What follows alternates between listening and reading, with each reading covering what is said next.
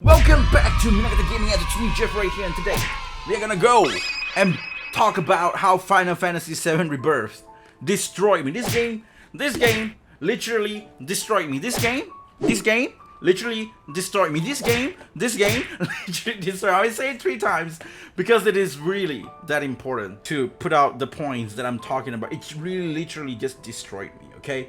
I am like, if I don't make this video, I don't think I can move on or like or like, you know, like emotionally process what happened in Final Fantasy VII Rebirth. So this is a very heavy spoiler thing. If you guys are not interested to know anything about Final Fantasy VII Rebirth, especially the ending and anything like that, please do not click into this video. This is just my thought, my point of view of like what I thought about the ending, how I actually take it and how it actually affected my life, I would say.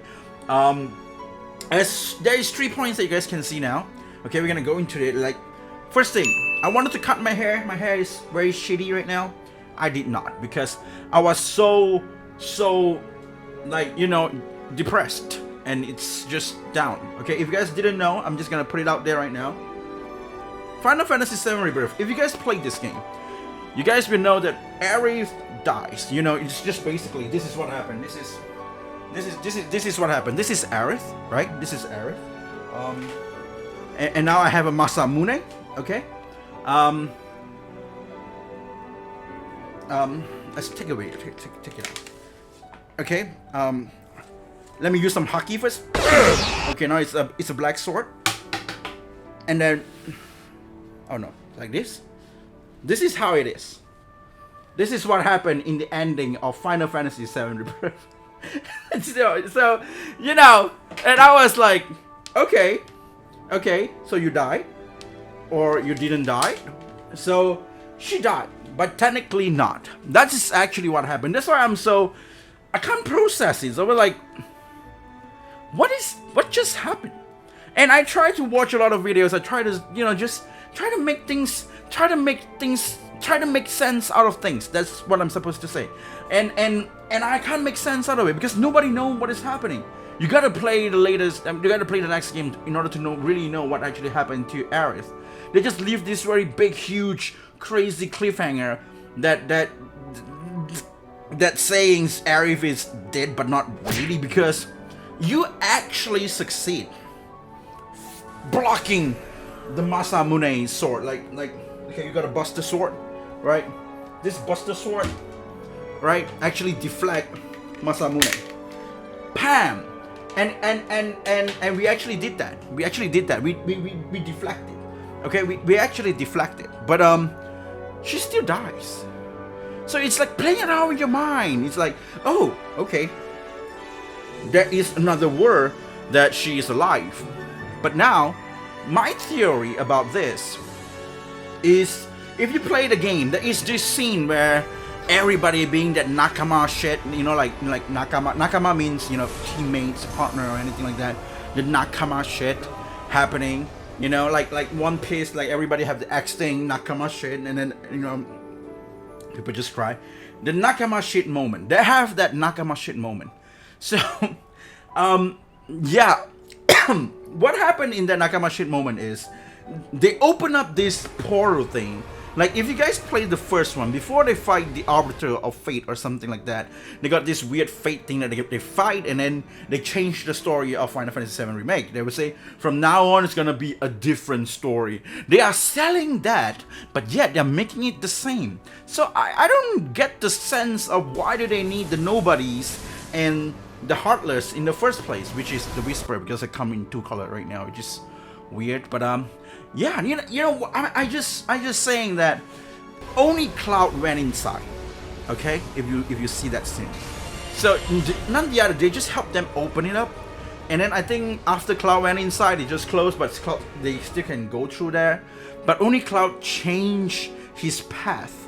That's my theory, though. Like, what is really happening is, because I really can't make sense out of this. So maybe he's the only one that went in and block while everybody is going on into the original, which is the PS1.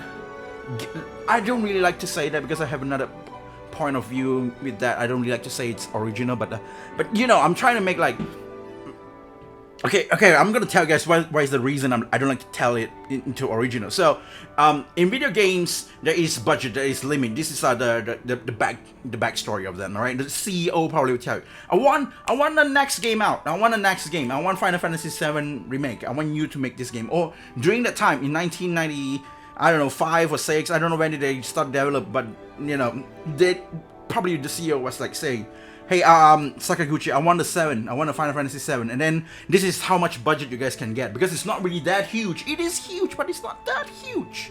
Yeah, the company is still not the company that we see today. It's still like a, you know, a small office, maybe 2 or 3 floors. Now they have like hundreds of floors or something. I'm not pretty sure though. But I'm saying they're still in that small budget, small limited technology that they have during back in the day. And that's what they used to make Final Fantasy VII during that time. And they have a lot of ideas, but they can't put it in because of the limitations of the space of that during that time, the days and everything, you know, even the game itself, the technology, the budget. So what happened was they come up with that Final Fantasy VII. But right now they have more budget, right? Final Fantasy VII is a big game. So when a game sells, the CEO, of course, they will say, you can use how much budget you want, it's okay. It's Final Fantasy, everybody knows Final Fantasy. If they're an RPG fan, you know, everybody at least hear about Final Fantasy. So now they have this Final Fantasy budget, which they can make that nice Final Fantasy VII remake into what they really want to make right now. So that's what it becomes right now. The one that we see, I will kind of argue that is the original, that is the thing that they actually wanted to do.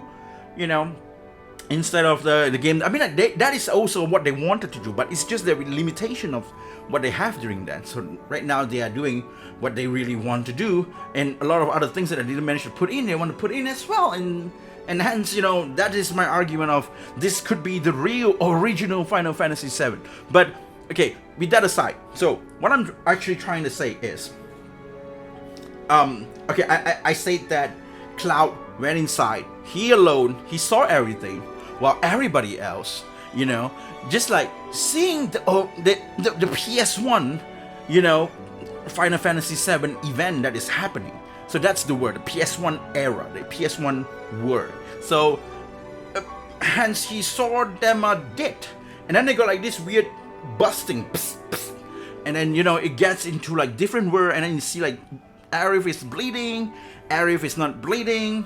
So what is real and what is not, and you know, if you are crazy, if you can see something else, it doesn't really mean you are crazy, because if you are actually normal, but you are just in another world, then you are seeing her alive, like, oh, hey, Arif, you're alive, and stuff like that, but other people seeing it as she's dead. But actually you are just at another world, right? You're just seeing things at the another perspective of the world, or stuff like that.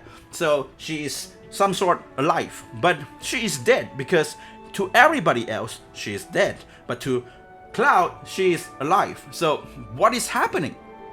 You know, and I don't like this, because it's such a gray area that they're trying to win up both sides. They're trying to win the fans that want Arif dies, so that it will stay original to the story of like I don't know, like loyal to the story of on the limited PS1 Final Fantasy VII, or the one that want us to change the destiny, or we want to see like the other side of the Final Fantasy VII. So they're trying to like please both of us, and that's what happened right now with this game coming out with that outcome. That is a huge cliffhanger, because we don't really actually know what really happened there. Like, is she really dead, or is she not dead, and why is it?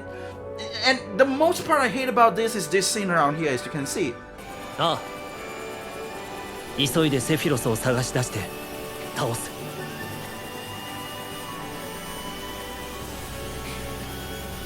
きっとだよ。きっとだ。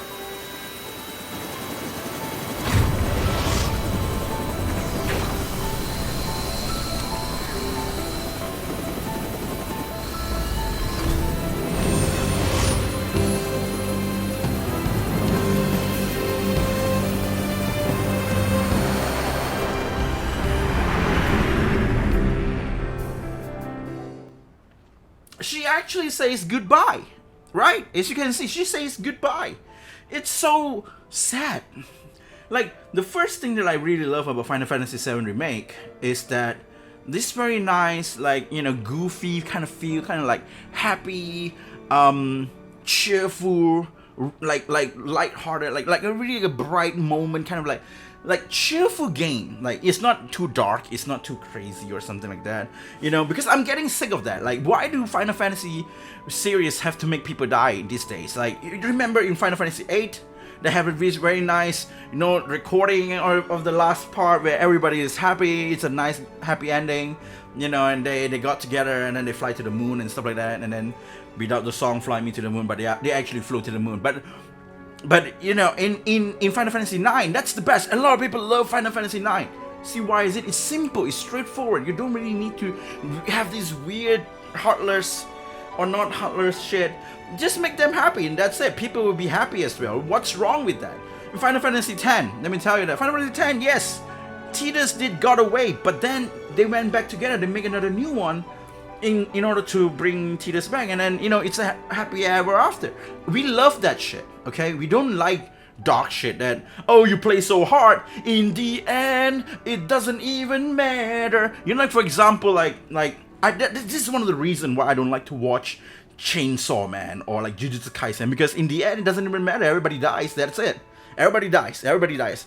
So I really hated this, right? And at first, okay, it was okay in Final Fantasy 15 when Noctis sacrificed himself and then for the greater good, and then he just saved everybody else. But then they actually have a DLC that they all actually get happy, but of course, because of the director actually quit his job in the last minute, and we only get Arden, but we didn't manage to justify the whole game, which knowing that Bahamut is actually the bad guy and stuff like that.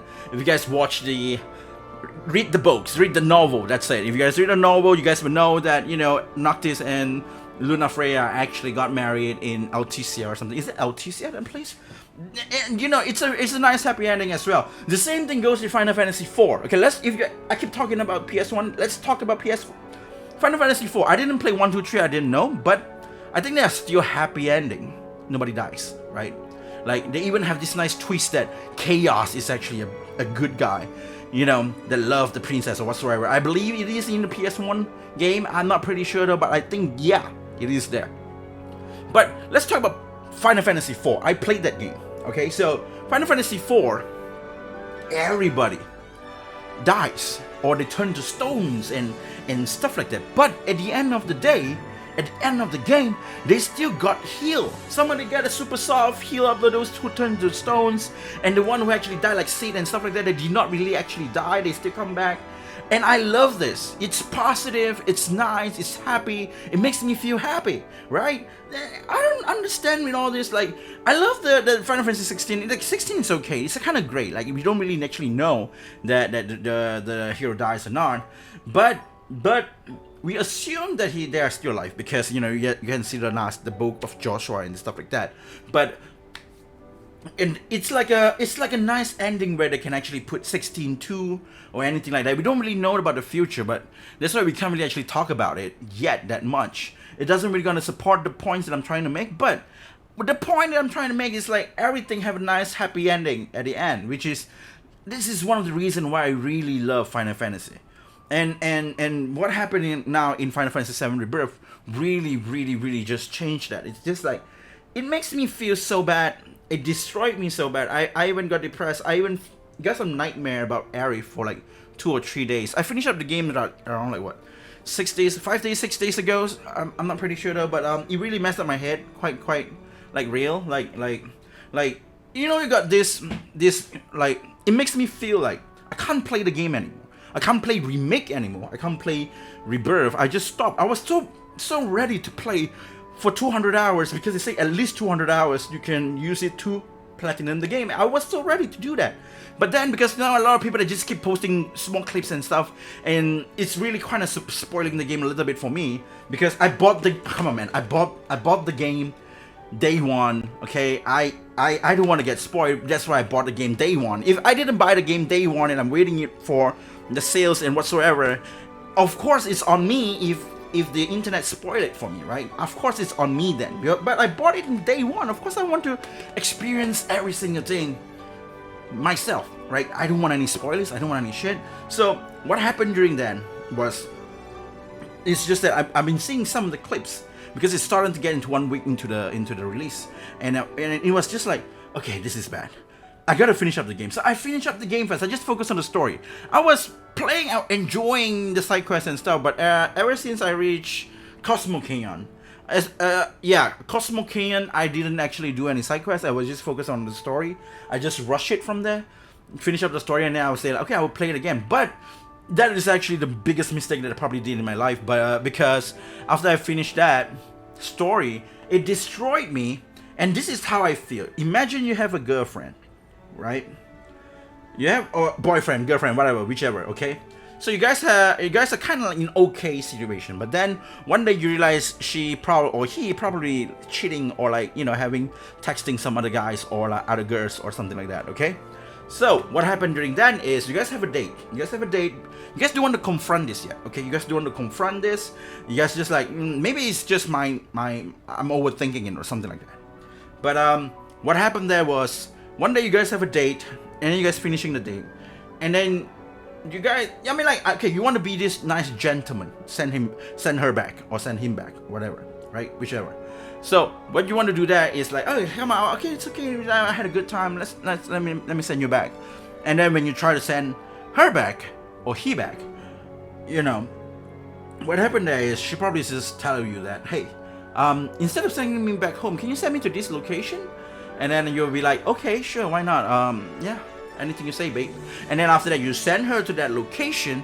It's weird because it's a housing area, right? It's a housing area, and you kind of have this bad, like, you know, instinct, like triggering, and it's like, did I just send my girlfriend or boyfriend, whichever you guys want to do, to let other guys or girl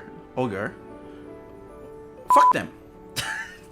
Am I just being this dude who drive to this place and let my girlfriend or boyfriend to some other girl or guy to fuck them? I was like, this is exactly how it makes me feel with Final Fantasy VII Remake right now. Because if I'm gonna play that game again, I reached chapter 8 in in Remake, and then we see Aerith, and then we were like, no, I'm gonna stop playing. I'm not gonna send you to your death again. No.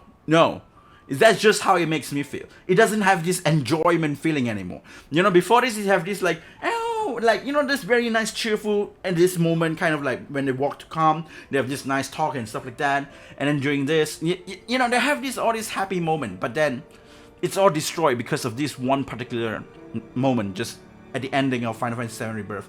Even though if you play the PS1 version, the best thing is you can play snowboarding.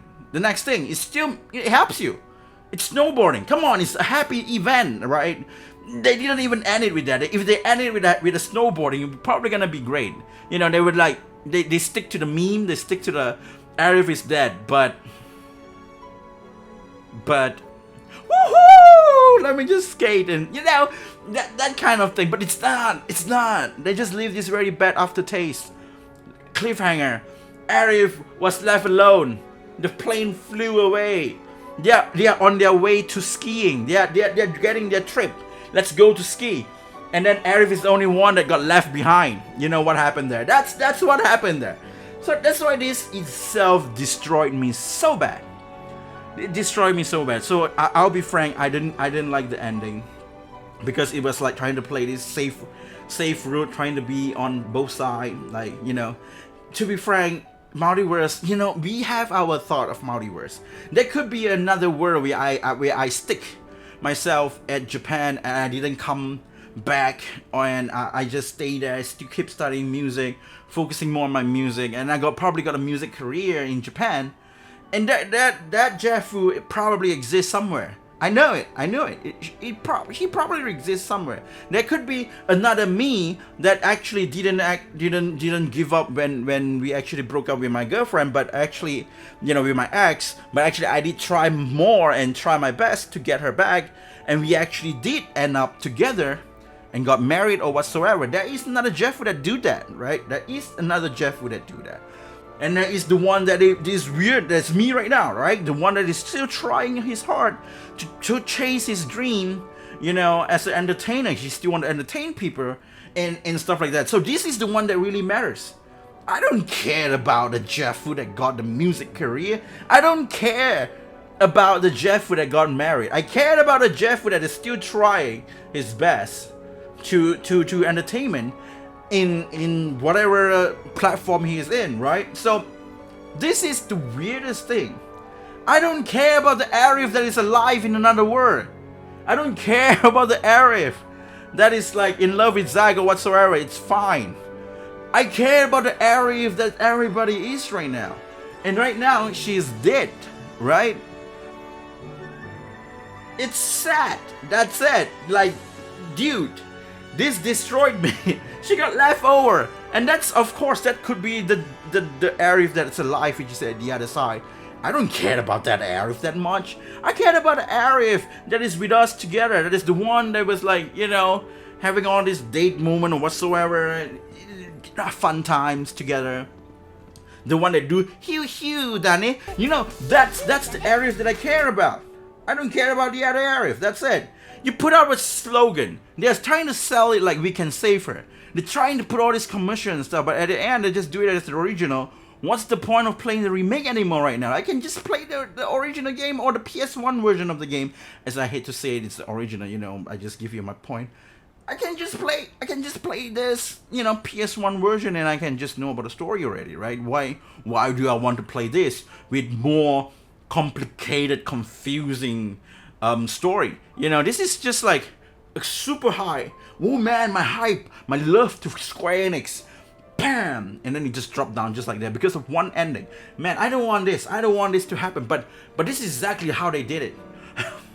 I am the type of person who really support. I always defend Nomura or Tetsuya Nomura whatsoever. I always defend him as in like when people like keep complaining and stuff. And I was like, hey, you guys are the one that is falling in love with his creation, which is Tifa, which is creation, which is Arif or whatever. Or like you guys are the one that is wearing all this weird cosplay of Cloud, which is his creation, and yet complaining about Nomura. What the hell is that? Like, yeah. But now I kind of like, you know, they make me feel like I understand how they feel. I think most of the people that hate Nomura because of the Kingdom Hearts stories that didn't make any like didn't go as like it makes me feel like, do Nomura himself know what he actually won because of what happened with like Versus 13? Like Versus 13, he have this whole different story, but what we got with Final Fantasy 15 is actually not that. It's totally different. That's what I know. It's a different story. Stella is not there, you know, and then they're trying to make this weird thing going on. So it's like nobody likes a person who actually doesn't really even know what he actually trying to do, because it's all just like dragging in here and there, you know. So I think this is the time that this is the kind of like situation that is happening the same with Final Fantasy VII Remake.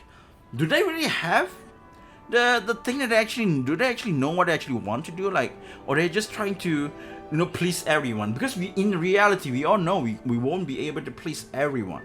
That is just not happening. You gotta please one side, and I think, you know, making a different game is actually pretty cool because that's how they were selling it. So if yes, Arif dies, but in another world, we see that world, we saw that thing. But now Arif is alive with everybody, going on a new journey that we probably won't be able to imagine how it goes. It's more interesting for me personally, of course. But yeah, that's just I guess I'm not happy with the ending because it's so gray. Maybe because Arif dies, but then she's not. If Arif dies, then just let her die, and then it's like, you know, it'll be fine from there. Don't make it complicated, man. Come on. Don't give us hope, but then destroy them. That's the shittiest thing. It's just what they did in Rebirth, actually. They give us hope, but then they just...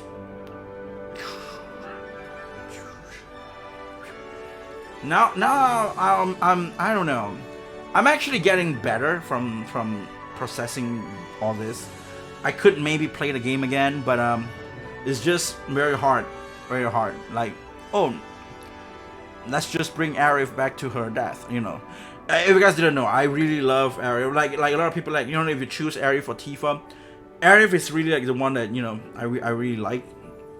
I mean, Tifa is good. She's sexy and stuff like that. She got big boobs and stuff like that. I'm technically a boob guy, but waifu material is really just Aerith.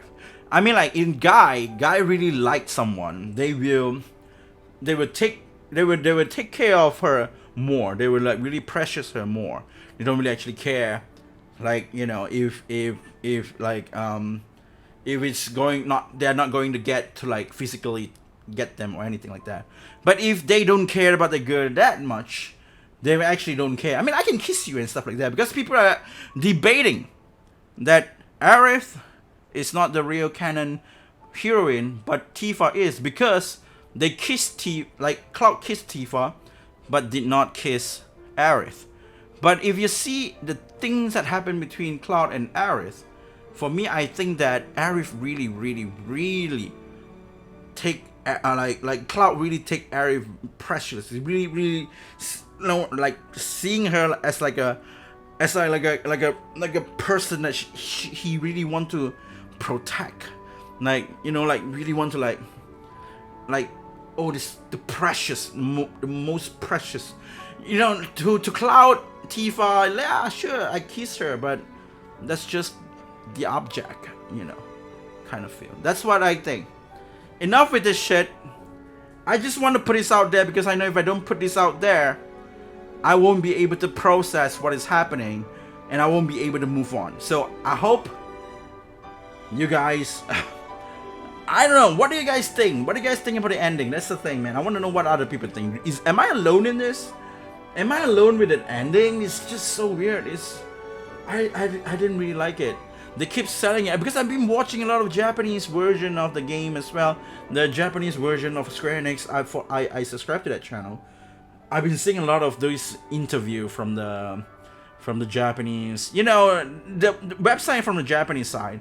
They do have more interesting interview happening than the official interview that you can see what they do in maybe the English IGN or anywhere else in the English platform, because they do actually talk about it as well in the Japanese one, and it's more casual and it's more details. And I don't see any English platform that are actually translating this or taking this into like something that they say. I'm not pretty sure if you guys heard about this.